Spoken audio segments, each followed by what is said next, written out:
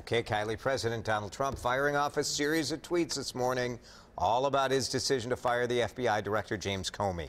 The president tweeted, James Comey will be replaced by someone who will do a far better job, bringing back the spirit and prestige of the FBI. And Comey lost the confidence of almost everyone in Washington, Republican and Democrat alike. When things calm down, they will be thanking me. Comey was leading the Bureau's investigation into whether members of Trump's campaign colluded with Russia during the presidential election. Democratic calls for a special prosecutor to oversee the ongoing investigations into Russian meddling are getting louder. Senate Minority Leader Chuck Schumer among the first to question the timing of President Trump's decision to fire Comey. Were these investigations getting too close to home for the president?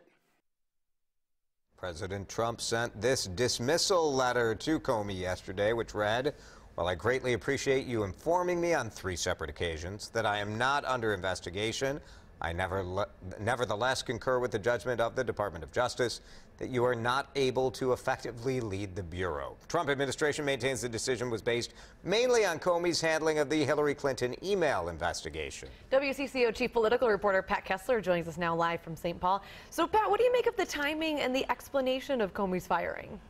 Man, where do we begin to talk about this? There's so much to unpack here. The president, let's all remember that James Comey was under a lot of criticism during the last year for revealing the investigation about Hillary Clinton and then saying and making comments, making it seem as if she was just this short from getting indicted. So there was a lot of criticism about that.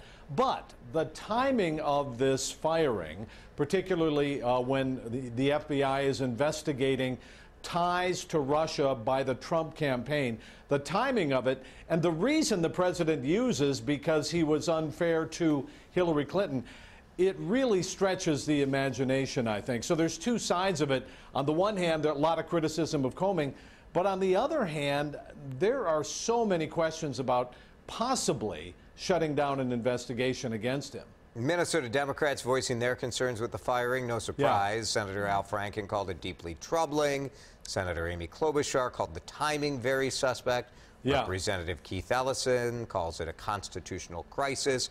No surprise that, I mean, honestly, Democrats who were railing against Comey not long ago are saying, hey, this seems fishy. Maybe more noteworthy is some of the Republican pushback, Pat.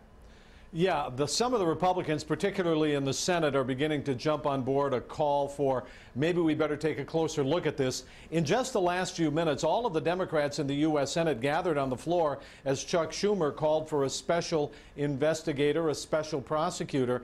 And just a moment ago, Mitch McConnell, the Republican leader, said that no, there won't be one. Let's talk about this just a little bit more, however. The president had a very odd, even bizarre line in this letter that you mentioned, and that is, first, you're fired. Number 2, I'm not under investigation, and you told me that.